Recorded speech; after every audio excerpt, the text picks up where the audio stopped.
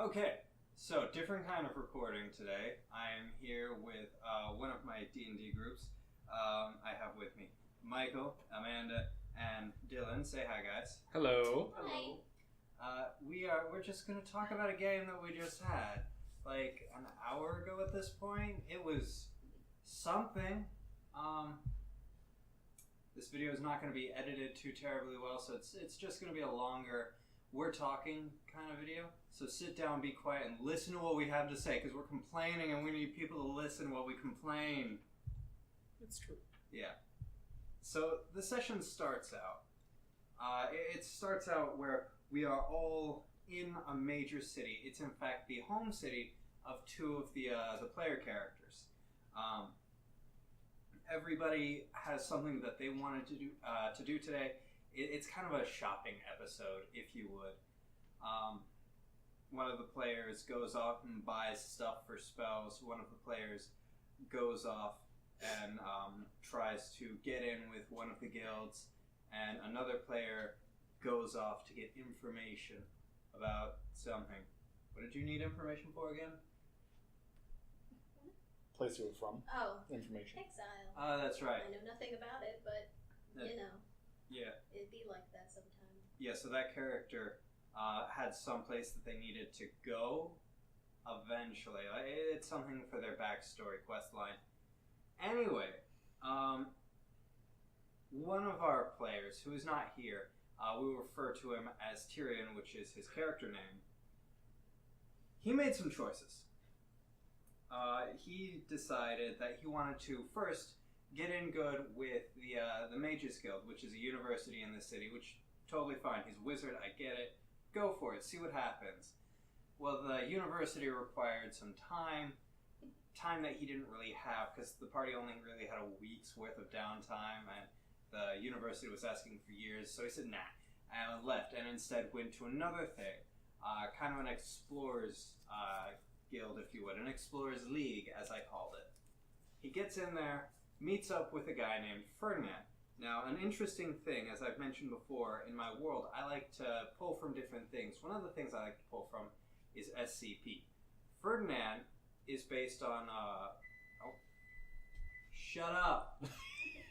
Ferdinand is based on SCP-83? 082. 082, sorry.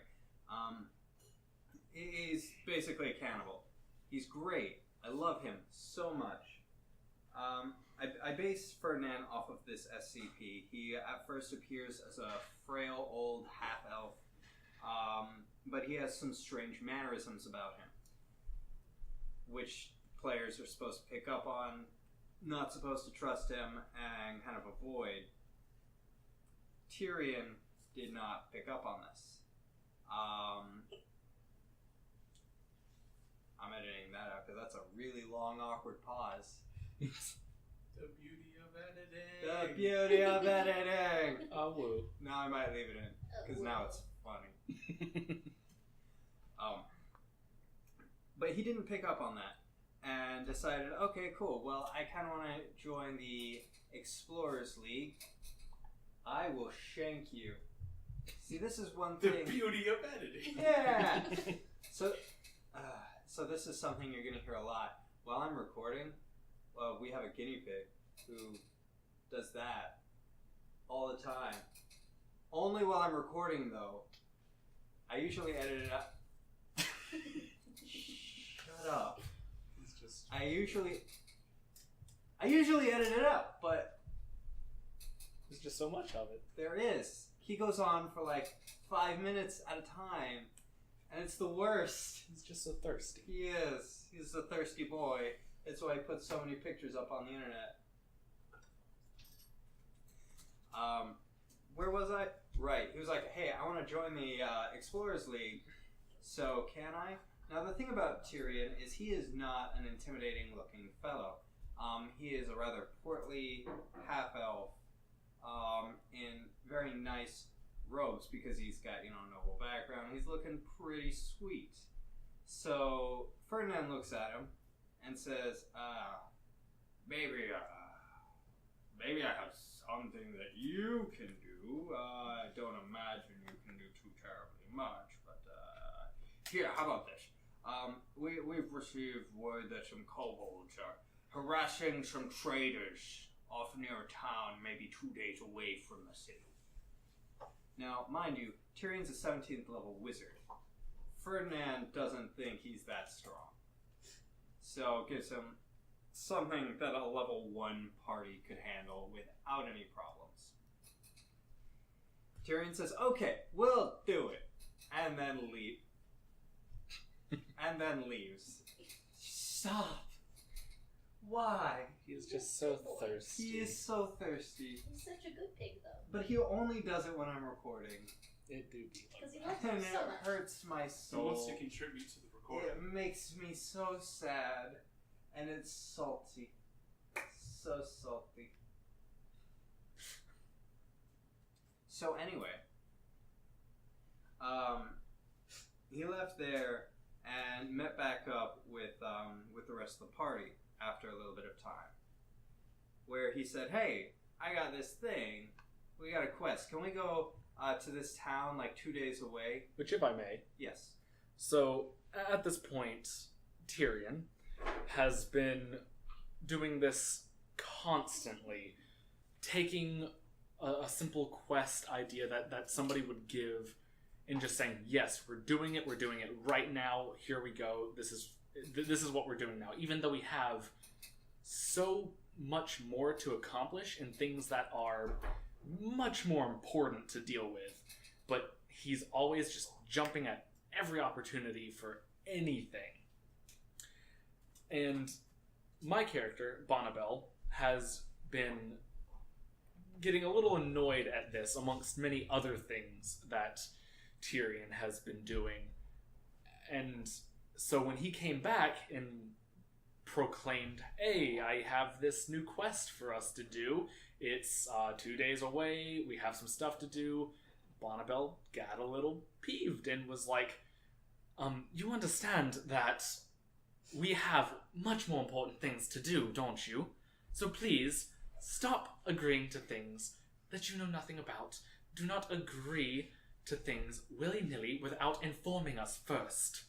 Please. And it was a whole ordeal. It was beautiful. He got fussed at by Mom. Yeah. It'd be like that sometimes, it really do. Yeah. What happened after that? I don't even remember. I think we split off to finish our respective shopping episode kind of ordeals. I was doing That's right, spell Uptown Girl. That's what mhm. happened. Oh, yeah, Uptown. Oh, you're Okay. right. It was Uptown Girl. Okay, so Hell yeah. I don't think I've told you about this NPC yet. I have homebrewed a certain deity for my world. It's a god of madness.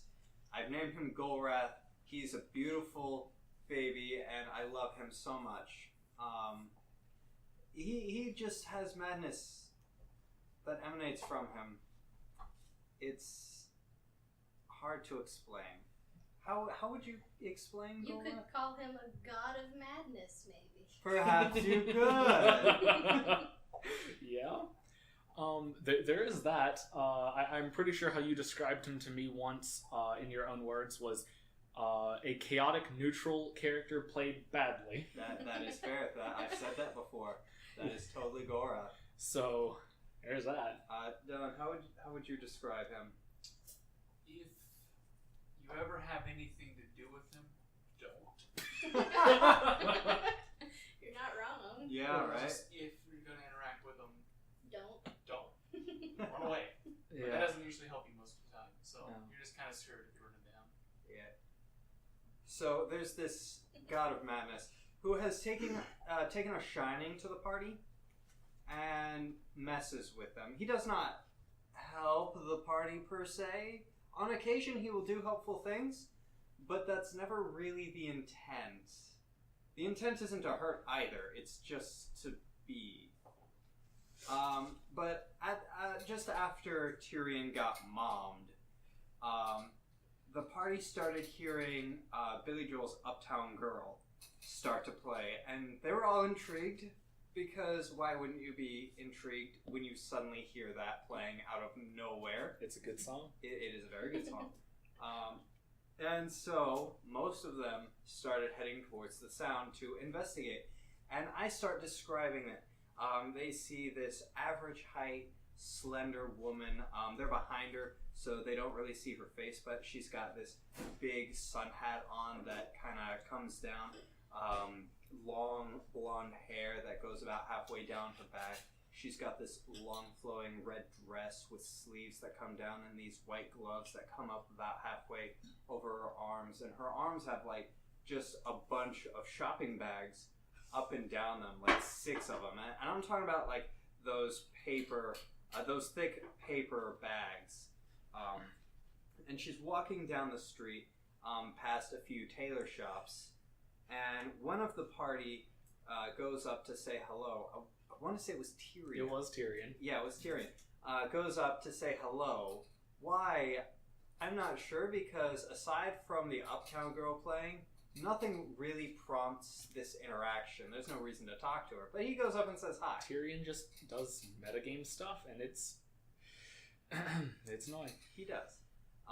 But he goes up, says hello, and this woman turns around, and suddenly it is the face of Madness. It is Golrath. He spins around and says, "Hi!" Hell yeah. Oh, every time. Oh, Which killed Michael, by the way. oh It was my great. god. It was so funny. Yeah. Because I was just thinking, like, oh man, what's her name? I cannot think of it. But from Pretty Woman?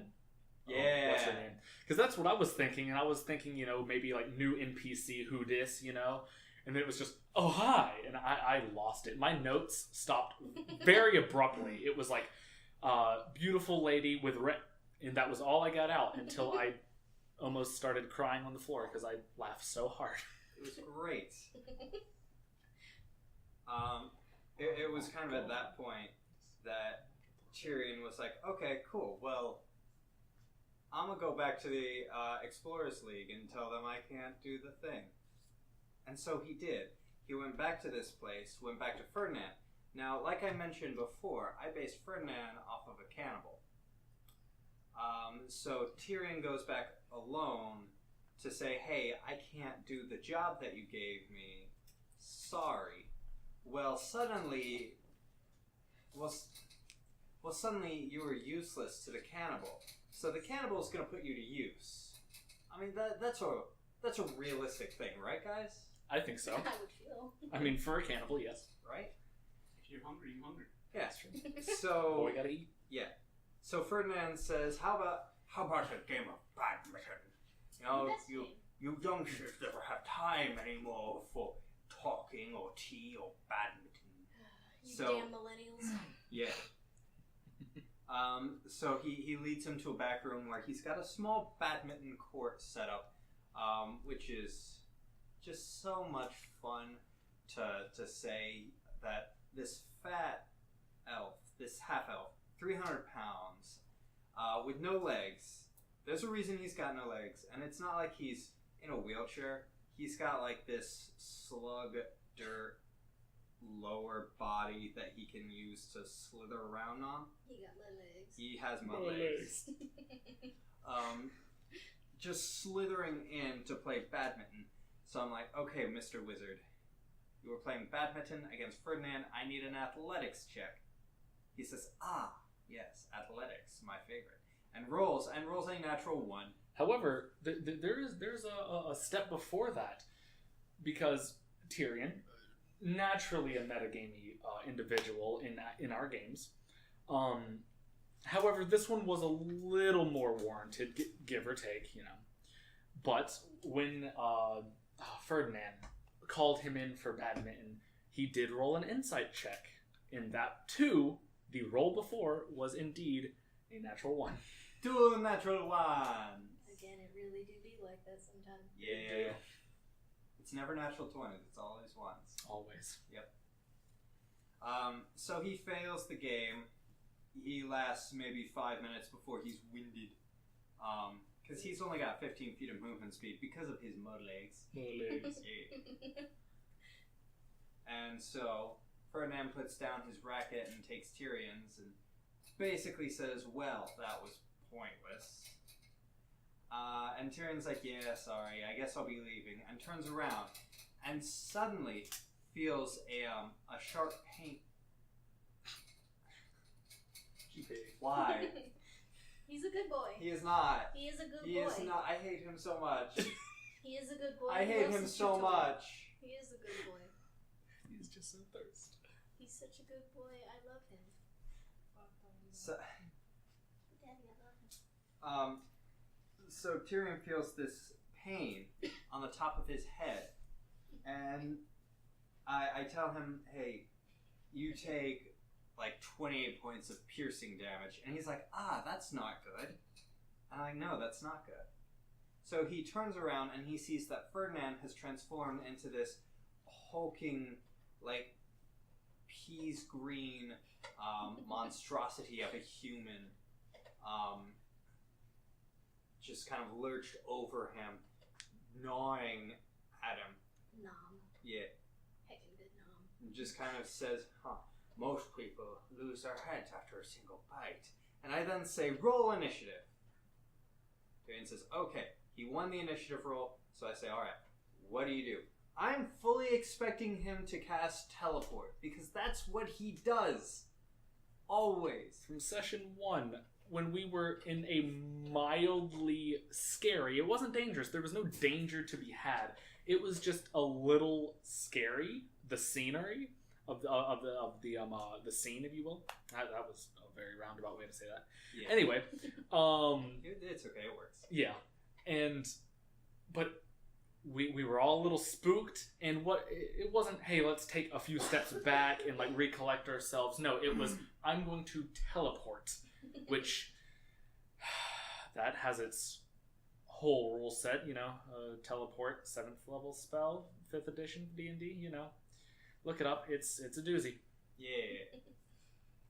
But he casts this spell all the time. Anytime he thinks he might be in danger, teleport. And it's not just him, it's the whole group. Yeah, he never teleports himself. It's everybody. I'm getting out of here, and you're all coming with me. Squishy boy gotta run away with all of his friends. Oh, yeah. Friends? Everyone Not who's friends. not squishy. Yeah. Friends, not friends. Keep him close. Keep your enemies close. So I was expecting him to do that. So he sleeps that, in my bed. or... Yeah. Teleport or run over to the door, see if it's unlocked, try and get out. If it's not, then, teleport. But not what he did. He decided to cast a spell. What spell did he cast? That's going to be a heckin' good meteor storm, my boy. Uh-huh. Meteor stone. Which, that one, 9th level spell, look that one up, D&D 5th edition, Meteor Swarm. You want to look at Meteor Swarm? It's real bad. So, it's like Fireball on steroids. It's, Yeah. You get 4 of them, you can put them wherever you want, and because of the kind of wizard he is, he can make it to where he can't damage himself with it. Good old evocation wizard. Yeah, which is great. That doesn't pull away any of the negative consequences to your actions. Let's talk about the staff, why don't we? Yes, the yes. staff. Okay. The thing that made it so bad. Good old Okay. staff. So,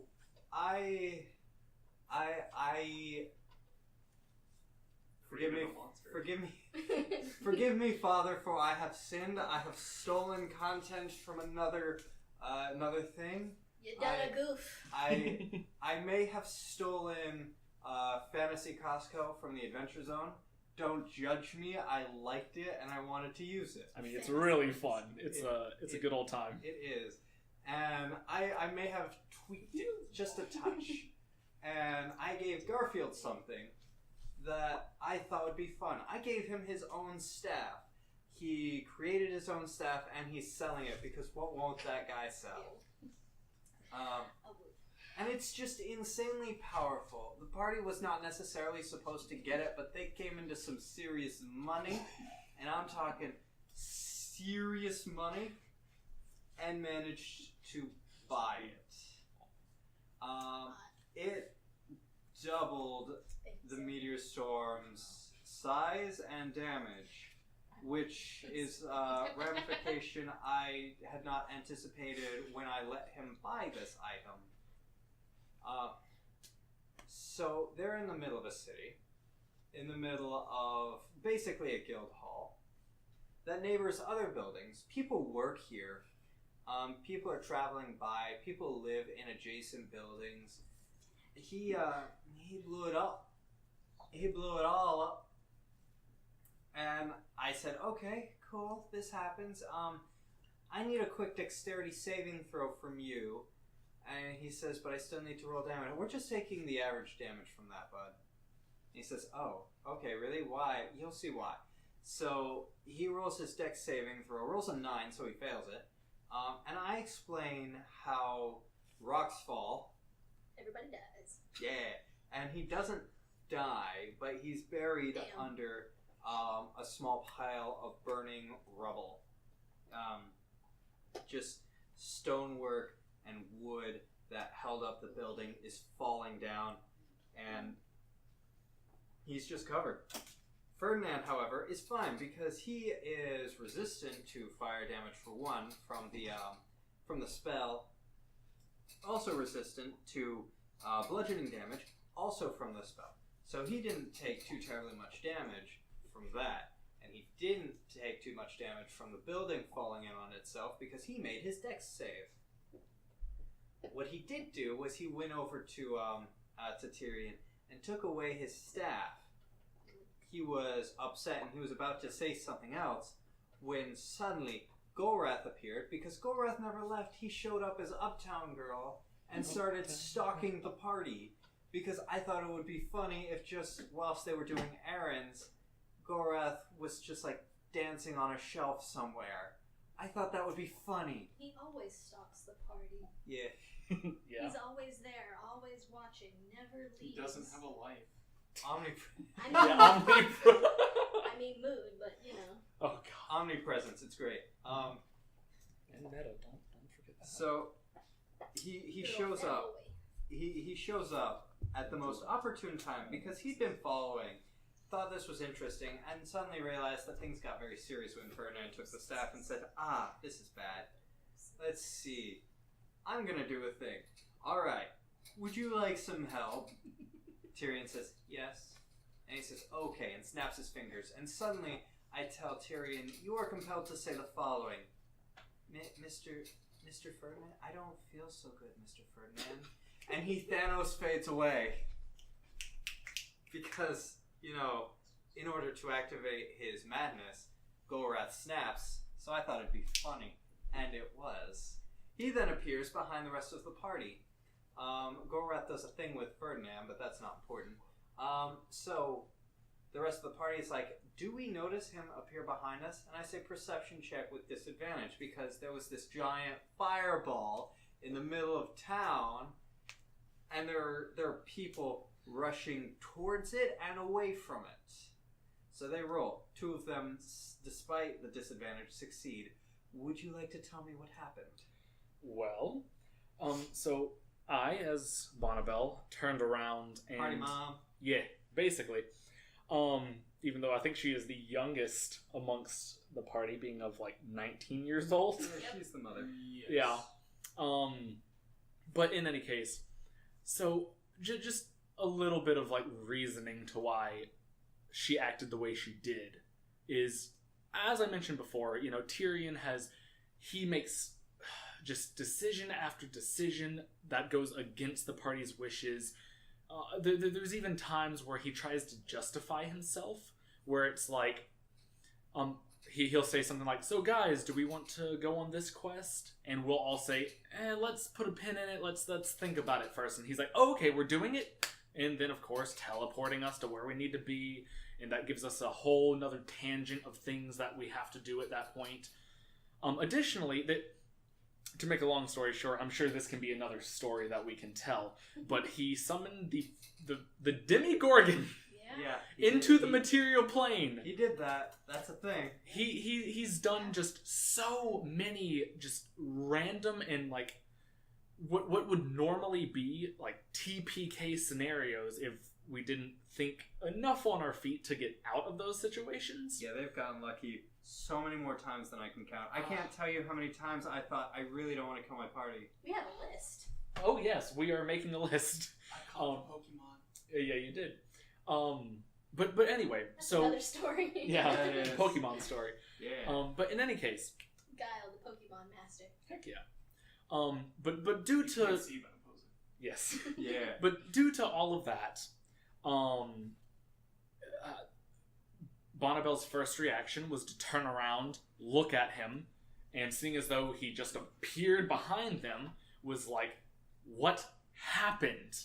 And he gave just the most subtle, obviously, of course, role playing is advised, it's enjoyed in a good D&D game and stuff like that, but obviously it's not necessary. So I was yelling, basically, as Bonnibel.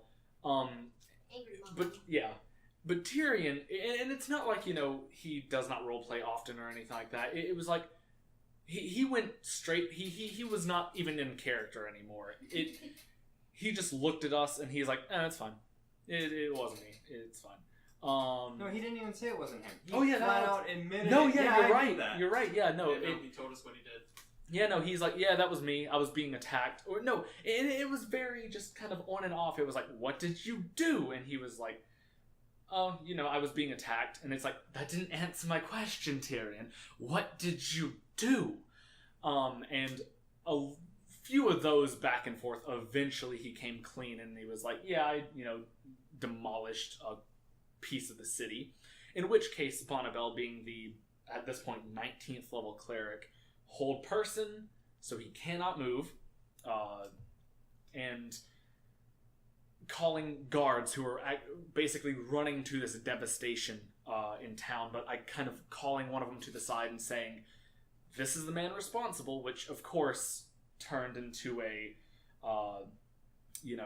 I need a persuasion roll from the DM, so it's like, because to be fair, this noble, very portly half-elf who has sand for legs, or dirt for legs, mud legs, if you will, not very intimidating and does not seem like the culprit, but also being the pretty charismatic cleric that Bonnibel is, rolled pretty well. I want to say it was definitely over 20 on this. Oh, yeah. I think it was like 27. I don't think it was that. I want to say it was like 21 to 25, somewhere in that range. Anyway, pretty high.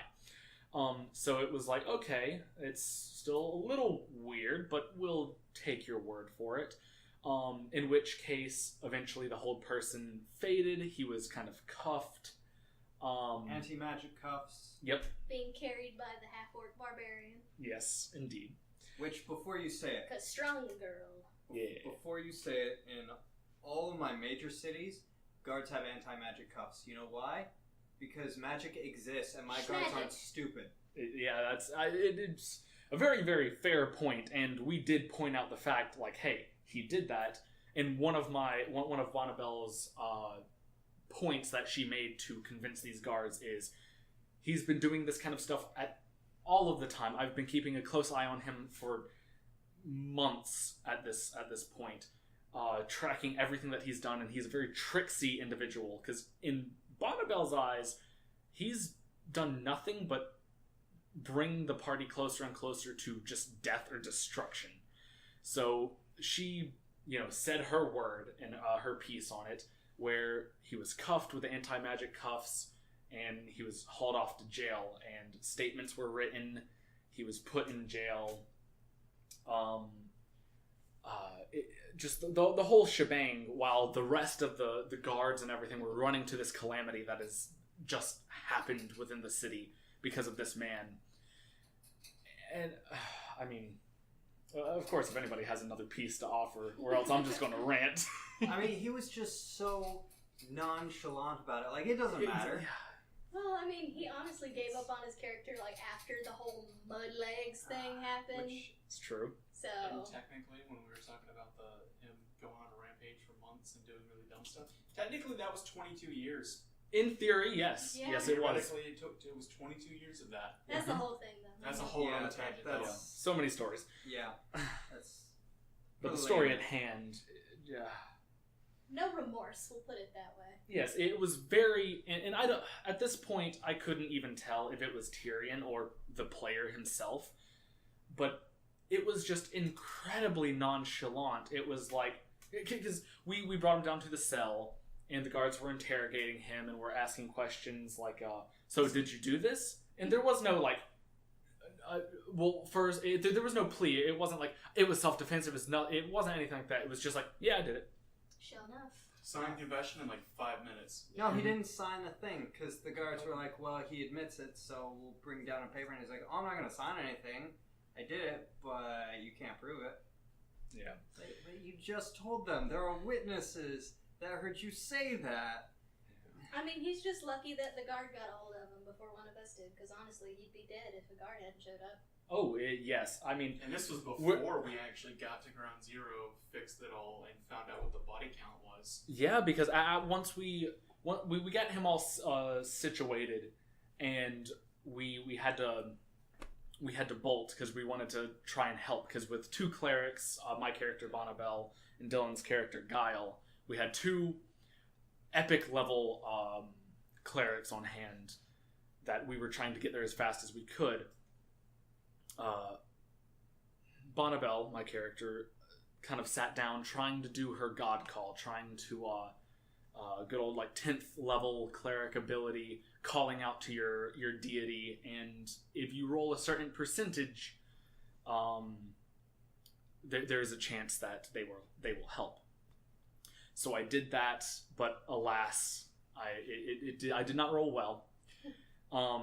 So then after that, I sat in a little bit of meditation for a little bit, trying to recall a spell to try and help, a spell of control weather, so I could cause not necessarily a windy storm or typhoon or anything like that, but like just something that would rain and maybe help douse the fire a little bit or calm it. But while I was doing that, Guile, you went out. If you would like to tell your piece of how you... Yes. So while they were taking Tyrion to the prison, while they were talking to the guard before taking him to like the jail cell, I went ahead and just ran towards where Ground Zero was, and then eventually I made it there, and I used animate object to turn the rubble into some golems to help start clearing it out and get some of the debris out of the way so we could start saving people. And then eventually I did my god call. Also being a cleric, I was able to try it, and when I rolled it, I had to roll It was 17 out of 100. 17 or lower, and I rolled a 3. Mm-hmm. So I was able to succeed, and it caused it to rain, and then inevitably the fire got put out.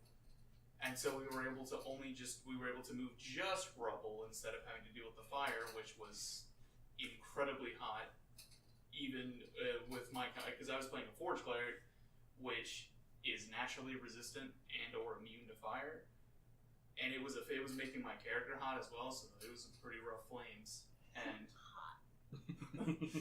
but eventually it got put out due to the god call, and then it was pure safe mode. It was using animate objects to make golems to clear out debris.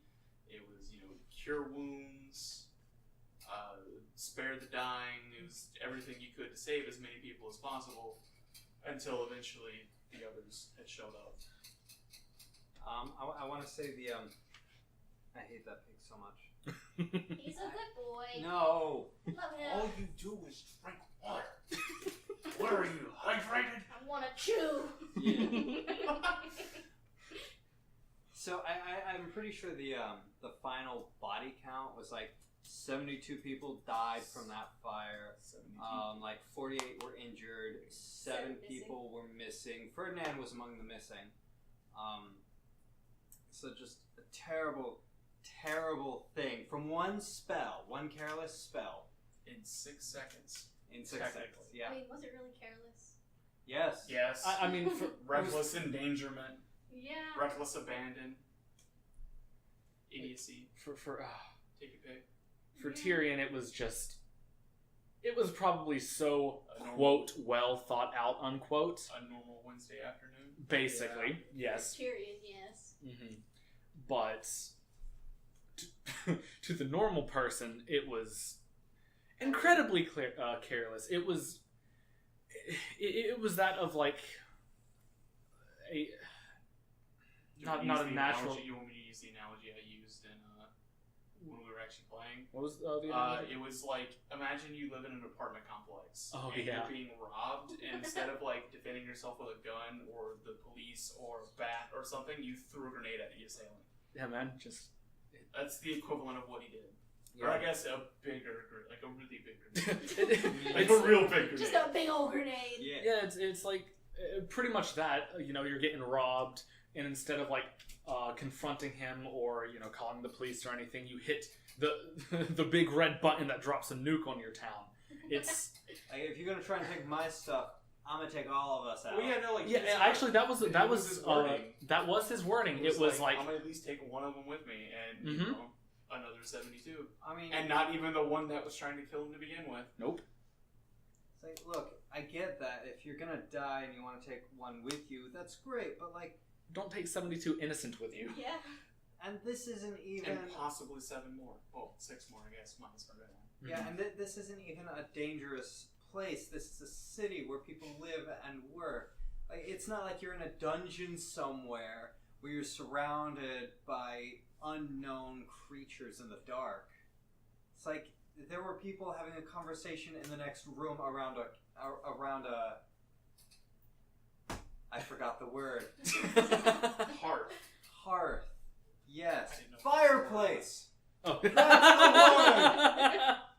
How do you forget the word for fireplace? Shut up. The place where the fire burns. Right. The place where the fire burns. Whatever will we call it? Fire burns real bad. Yeah. What would we call this place where we have put the fire? Guile 2019. Guile 2019. That's what we're gonna call this place where we put the fire. Fire burns real bad. So they're like people sitting around a fireplace, just having a nice conversation, drinking tea. They're probably part of the 72. They're dead. I mean, all of them. The 72. Yeah. Dead. Yeah, very dead. VV dead. They burned alive in a hellish hellfire. Very morbid, but and according to Tyrion, it'd be like that sometimes. That was his wording in the jail cell.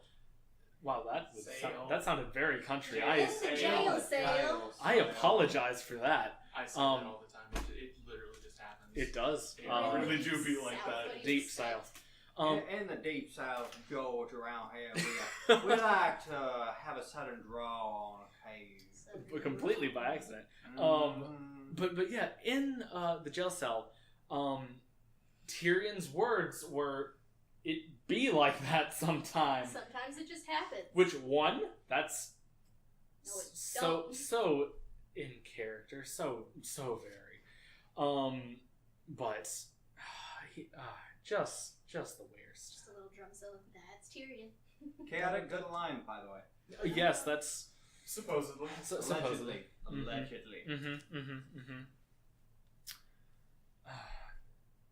And I think afterwards, really, I think what saved the bulk of the people is the help of the big big half-orc barbarian who could move rubble and kind of pull people from the flames. The Goliath cleric, Forge cleric, who could walk into the flames to find people and pull them from the rubble. Yeah, God call to just kill the fire. That definitely helped. Oh yeah, that helped a lot. And also, I didn't have any water-based spells. That was the only thing I could try to do related to water. Right. Yeah, that's why I was doing the control. I was going to try that, but by the time I got that kind of prepared, if you will, the fire was already put out. Which, I mean, good, but that did allow me to use my spells for more like healing purposes. You know, the cure wounds, the healing word, mass cure wounds, trying to get as many people out as I could. Also, being a Tempest cleric of at least 17th level, I had the ability to fly. As long as I'm outside, which Indeed, I was. Also, a good point to bring up is Amanda's character, Misery. She was trying desperately to find something to help. Because, there's the big boy clerics who, healing spells and, all that jazz. Can actually do things. If you will. But, so what she did is she ran to an NPC that we know of as Frink, the little gnome inventor dude, who... And I should mention, this campaign is definitely not the classic medieval kind of fantasy D&D game. It's very... This is my world. Yes, it is very much his world, and it has like some futuristic tones into it. Anyway, to make a long story short, he has some very wild inventions. One of them was basically, what was it? How did you describe it? Like a magnifying glass of something? No, imagine a hand mirror. Okay. Like the old kind where it's like a square with a handle on it. Mm-hmm. But it's like an inch thick. It's not a mirror for one. Thick. It looks like it's made for a child. It's got like little dinosaurs etched into it. So cute. The handle is soft and comfortable to hold. It's got two antennas that are kind of squiggly with like beads on the top of them. And on the screen, it reads, "Welcome, new friend. Turn your life into a Find It game. What would you like to find? Apples? Vegetables? People?" And then I want to say Misery gave it to Guile, and Guile said people, and so he hit the people button, and it said stand by. Like a little circle appeared, and like circles started emanating out of that main circle. So it was scanning, kind of. And after a second, you could look through it, like looking at that screen where all those words were. It basically looked like a camera, and you could see the other side. But what was really interesting was that things started to glow. He looked at one of the bodies laying on the ground, and it started to glow this kind of off purpley color. And he says, "Okay, I want to scan the area," and he did. And he saw a pile of rubble that glowed that same thing, and he pointed at it, said to one of the guards, "Hey, over there." Guard goes over, moves some of the rubble, and there's a body. He says, "Okay, cool," and starts using this thing to help scan for people, because Frink makes things. Mm-hmm. Yeah, and so along with Guile doing his part, running into the flames, being able to withstand them a little bit, and help find these people, as well as when I came back along, being able to fly, taking a hold of this little find it machine, if you will, and being able to fly overhead to look for more people. I feel as though with all of our kind of combined efforts, that's the only reason that I think the 48 were injured and not dead. Oh yeah, for sure. Otherwise, I mean, for the meteor swarm, man, just in the middle of a city, a big city. yes, like this is the capital city of the world's superpower. So it's not a small place. And he dropped a nuke. He did. Explorers League. Amplified nuke. Amplified Yes. nuke, yeah. A mega nuke. Yeah. Yeah. It A was Fallout fed. It was great. I had to end the session early because like next session is going to be the trial of Tyrion. Ooh, we gotta come up with a fun name for that. Yeah. oh yeah. I've asked my other players to like write up statements. I've got to plan out a whole court proceeding. It's going to be great. Ooh, I can help with that. What's even better is like one of my players has been Criminal justice studying major. criminal justice. So Hey! yeah, Yeah. I Really smart half-orc barbarian. Yeah. Is a law major. I mean, Yeah. I would love to see her walk into the courtroom in like that kind Full of suit. like the woman's suit. Like- Yeah. Two-piece fitted woman's suit walks in there, looks at the defendant, you're going to jail. all right. So Wouldn't that just make her She-Hulk then? yeah. So Hell yeah! so what you're saying is the lawyer for the prosecution is a barbarian. Oh, I love that. This Yeah. Ooh, can I be the prosecutor? Can we agree that barbarian lawyer is a great indie band name? I can dig it. It's gonna be my next character, barbarian lawyer. Yeah. It's like whenever they're like right at the edge of getting them to confess, they start raging. That really gets the jury to get on your side because you're just so mad they get intimidated that they're on your side. That's true. I would like to roll intimidation to get the jury to agree with me. Oh man. I will It's kill like you a all if you don't 26 plead guilty. charisma barbarian lawyer. Oh man. And then there's that one juror who's not afraid. It's like, I'm not scared. So he gets killed. And then And then she makes the threat real. Hey, she carries a sword with her. She's not a barbarian. If not, she just drags Yeah. it behind her. It's in her suitcase. She like pops it out. And it's like an unfoldable sword. She just pops it Yeah, out. in the man. middle. it's like, Hang on. what If is you're- mightier, the pin or the sword? Oh, it's the sword. Oh man. Really don't make that. So I need that. That's good. That's good shit. So that's what we had to complain about. Thank you for listening to us. We will let you know how the trial goes. Yeah. That'll be interesting. If you have any questions, let us know. We'll be happy to answer them.